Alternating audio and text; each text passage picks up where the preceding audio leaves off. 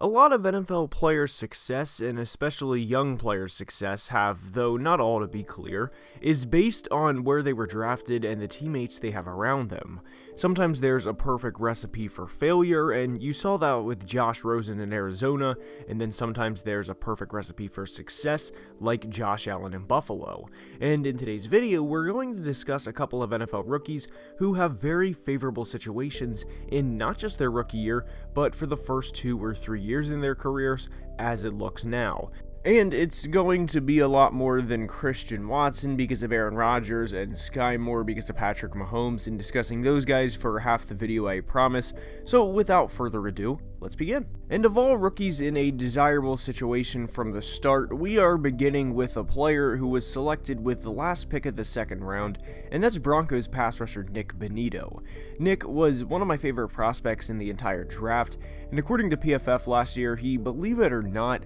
had one of the highest pressure rates in all of college football, and the highest among any of the edges from the 2022 draft class, which included Aiden Hutchinson, Kayvon Thibodeau, George Karlaftis, any of them. And immediately he gets to go to a team in the Denver Broncos who play in a division where they pass the football a lot. And what has to be remembered when discussing awards like the Defensive Rookie of the Year award, for example, and an award I expect Nick to be very much competing for, there has to be pass rush opportunity, as most, though not all of the time of course, the award is won by a player with the most sacks, or generally the player that had the most success rushing the passer. And because of this, if I had to put money down on the award, I would rather bet on Nik Binito winning than Trevon Walker. But the Broncos are a team that, whether they win a lot of games next year is one thing, because it is a team game at the end of the day. I fully expect them to be in several close games,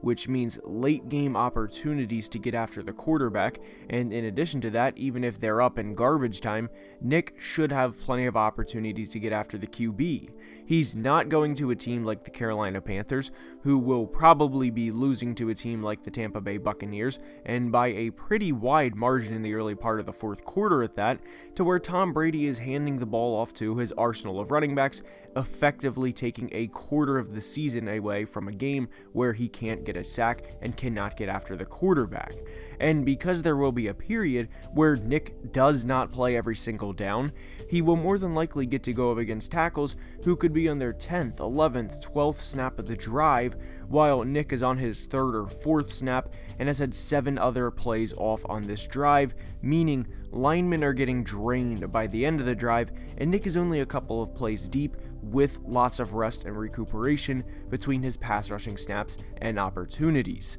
And when you combine a good pass rusher with a lot of opportunity to get after the quarterback, oh, and by the way, a factor I haven't mentioned in yet, when you have teammates like Bradley Chubb and Randy Gregory who will demand more attention than a second-round rookie, this creates a perfect recipe for Binito to walk in and have an 8 to 10 sack season from the start. Next up, believe it or not, is Trevon Burks of the Tennessee Titans, and there were plenty of receivers we could have discussed, and could still discuss later in the video for that matter, but I wanted to go with Burks rather than the usual rookies on a topic like this. Trevon is a player who we know is not a technician when it comes to the route tree, and is not going to be confused with the Stephon Diggs, Keenan Allens, or Cooper Kupps of the world. This concept is a little insane when said out loud, but you don't need to be a great route runner to be a good football player in today's NFL with the offensive minds we have now. And that's obviously not to say anyone can make it or to discredit the technicians of the craft, but just because there's a flaw in a player's game does not mean it can't be worked around. And not only that, but for Burks, here's a player who will receive a lot of targets from quarterback Ryan Tannehill early on, because who else would receive those targets at this point in time? They're going to hand the ball off to Derrick Henry a shit ton, and understandably so, but you can't do that every single play. And if in the scenario Ryan plays himself out of a job by having multiple 2 or 3 interception games, this team drafted Malik Willis in the 3rd round, and who is Malik throwing to more than anyone at Titans rookie camp? Is he targeting a UDFA, or is he targeting a first-round pick that the team intends to be their wide receiver of the future? We know the answer to that, and Treylon has been the player receiving the most targets for this football team all throughout rookie camp. And the corners in his division aren't bad by any means, and I like Tyson Campbell for the Jags a lot and think he's a very underrated player, but he's not a, no pun intended here, but Jalen Ramsey, and neither is Derek Stingley Jr., at least not yet. Burks is in a favorable situation due to all of these factors, and will more than likely get a force feed of some sort to counter how many times Derrick Henry is touching the rock. He'll only get better as a route runner as he matures in the league, and even if he runs slants, bubble screens, and just short, quick passes in year one, it's only going to build his confidence up and have him think he's that much more of an elite football player as he matures in the league. Treylon is a beast physically and will receive a lot of targets in 2022. Now we head to the Sunshine State to discuss Devin Lloyd of the Jaguars, who I haven't discussed a lot on the channel since the 2022 NFL Draft occurred, but I cannot emphasize how much I loved this pick for the Jags. Devin is a linebacker who plays all over the field and has true sideline-to-sideline range, and what needs to be remembered with Devin is the division he plays in, and Trevon Walker for that matter as well. They're not in the AFC West like Nick Binito is, and teams in the AFC South simply will not be throwing the football 50 times a game, and they have a quarter of their schedule this year against 34-year-old Ryan Tannehill, who really doesn't have a wide receiver one at this point, maybe aside from Robert Woods coming off of a torn ACL, and 38-year-old Matt Ryan this year alone. Remember, that's a quarter of their schedule. In translation, Devin's going to rack up the tackle numbers and immediately look like a home run, as he will get snap after snap after snap against Jonathan Taylor, Derrick Henry, and whoever the Texans primarily run the football with, as it's clear they want to run the football more in 2022 than they did last year, and the first-round selection of guard Kenyon Green from Texas A&M shows that. Lloyd's pro player comparison was Darius Leonard, the Colts linebacker, and Darius, well, he's had quite the career so far, and if Devin can be a resemblance of that player for the Jags, then it's not only a home run pick, but a player that will change the culture in the locker room and the identity on the football field. And while we are discussing Devin, I do want to say I also don't dislike the Trevon Walker selection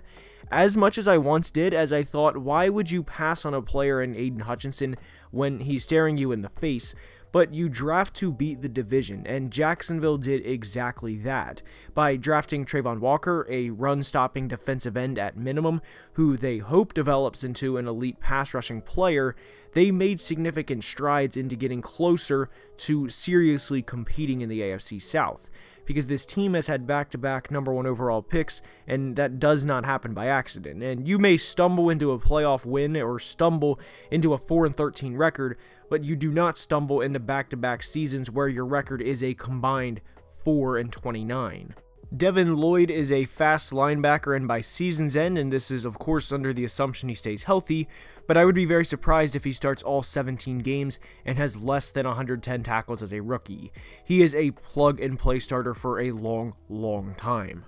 And staying on the East Coast, we made quite a drive up Interstate 95 and go to North Jersey, and more specifically to Florham Park, New Jersey, to discuss Breece Hall of the Jets. Breece is a workhorse of a back, and a player who is familiar with shouldering the load offensively, and he walks into a situation that, all things considered, for a rookie running back is pretty good. He finished his last 2 collegiate seasons with over 3,000 yards rushing and over 40 touchdowns, and that was with Brock Purdy as his starting quarterback. And sure, it was against Big 12 defenses, and he'll go from rushing against a Kansas-coached team to a Bill Belichick-coached team twice a year, but he also has Zach Wilson, Garrett Wilson, Elijah Moore, CJ Uzomah, and many others from a skill position standpoint to help ease the workload and for defenses to focus elsewhere. And not only that, but he has some quality offensive linemen in front of him in Elijah Vera Tucker and Mekhi Becton, and will have a very good complementary back behind him in Michael Carter. Not to say there won't ever be a game where Breece has 25 plus carries, but this is a player who the Jets can very easily keep upright, or because it is football and anything can change on a singular play, do all the right things to keep him upright and have him more fresh than a back like Jonathan Taylor later in the season. Breece is expected to be the Jets' best running back they've had in quite a while, and if he rushes for 1,000 yards this year, which by the way is entirely possible, he would be the first Jets back to do so since Chris Ivory all the way back in 2015, and there's no reason Breece can't rush for 58 yards per game. And with that being said, that's all I have for today's video. I hope you enjoyed, and if you did, now is the time I ask you to please leave a like and subscribe to the channel, as it would mean the world. And until next time, as always, please be safe and have a great day. Love you guys.